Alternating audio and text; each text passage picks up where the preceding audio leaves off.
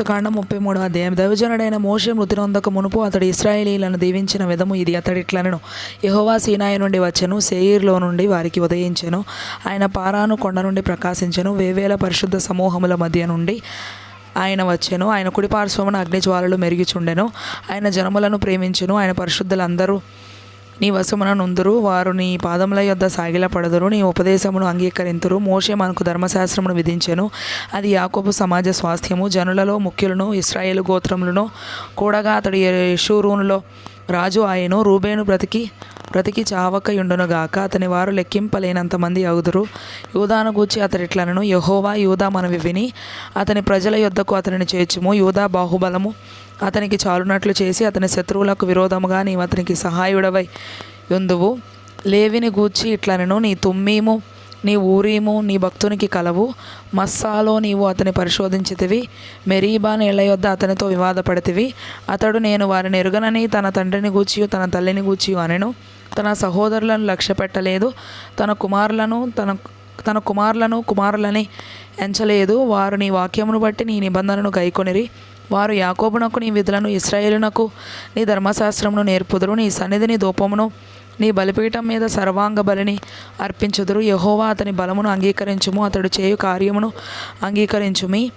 అతని విరోధులను, అతని ద్వేషించువారును లేవకుండానట్లు వారి నడుములను విరగగొట్టుము. బెన్యామీనును గూర్చి ఇట్లనెను, బెన్యామీను యెహోవాకు ప్రియుడు. ఆయన యొద్ద అతడు సురక్షితముగా నివసించును. దినమెల్లా ఆయన అతనికి ఆశ్రయమగును. ఆయన భుజముల మధ్య అతడు నివసించును.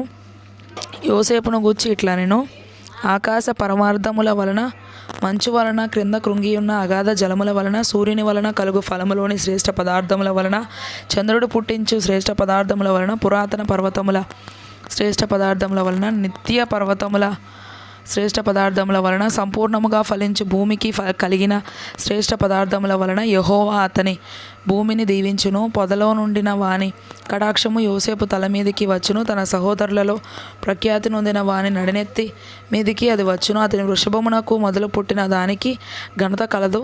అతని కొమ్ములు గురుపోతు కొమ్ములు, వాటి వలన అతడు భూమి అంతముల వరకు జనులను త్రోసివేయును. ఎఫ్రాయిము యొక్క 10,000ను, మనష్షే యొక్క 1,000ను అలాగున నుందురు. జెబూలూనును గూర్చి ఇట్లనెను, జెబూలూను నీవు బయలువెళ్ళు స్థలమందు సంతోషించుము. ఇస్సాకారు నీ గుడారముల యందు సంతోషించుము. వారు జనములను కొండకు పిలిచిరి, అక్కడ నీతి బలులను అర్పింతురు. వారు సముద్రముల సమృద్ధిని, ఇసుకలో దాచబడిన రహస్య ద్రవ్యములను పీల్చుదురు. గాదును గూర్చి ఇట్లనెను, గాదును విశాలపరచువాడు స్తుతింపబడును. అతడు ఆడు సింహము వలె పొంచి ఉండును, బాహువును నడినెత్తిని చీల్చివేయును. అతడు తన కొరకు మొదటి భాగము చూచుకొనెను, అక్కడ నాయకుని భాగము కాపాడబడెను. అతడు జనములోని ముఖ్యులతో కూడా వచ్చెను, యెహోవా తీర్చిన న్యాయమును జరిపెను. ఇశ్రాయేలీయుల యొద్ద యెహోవా విధులను ఆచరించెను. దానును గూర్చి ఇట్లనెను, దాను సింహపు పిల్ల, అది బాషాను నుండి దుమికి దాటును. నఫ్తాలిని గూర్చి ఇట్లనెను, కటాక్షము చేత తృప్తి పొందిన నఫ్తాలి, యెహోవా దీవెన చేత నింపబడిన నఫ్తాలి, పశ్చిమ దక్షిణ దిక్కులను స్వాధీనపరచుకొనుము. ఆషేరును గూర్చి ఇట్లనెను, ఆషేరు తన సహోదరుల కంటే ఎక్కువగా ఆశీర్వదింపబడును. అతడు తన సహోదరుల కంటే కటాక్షమునందును, తన పాదములను తైలములో ముంచుకొనును. నీ కమ్ములు ఇనుపవియు ఎత్తడివియునై ఉండును. నీవు బ్రతుకు దినములలో నీకు విశ్రాంతి కలుగును. యెషూరూను దేవుని పోలిన వాడెవడనూ లేడు. ఆయన నీకు సహాయము చేయుటకు ఆకాశవాహనుడై వచ్చును. మహోన్నతుడై మేఘవాహనుడగును. శాశ్వతుడైన దేవుడు నీకు నివాస స్థలము నిత్యముగా నుండు. బాహువులు నీ క్రింద నుండును. ఆయన నీ ఎదుట నుండి శత్రువును వెళ్ళగొట్టి నశింపజేయుమనెను. ఇశ్రాయేలు నిర్భయముగా నివసించును. యాకోబు ఓట ప్రత్యేకింపబడను. అతడు ధాన్య ద్రాక్షారసములు గల దేశంలో నుండును. అతనిపై ఆకాశము మంచును కురిపించును. ఇశ్రాయేలు నీ భాగ్యం ఎంత గొప్పది! యెహోవా రక్షించిన నిన్ను పోలిన వాడెవడు? ఆయన నీకు సహాయకరమైన కేడము, నీకు ఔన్నత్యమును కలిగించు ఖడ్గము.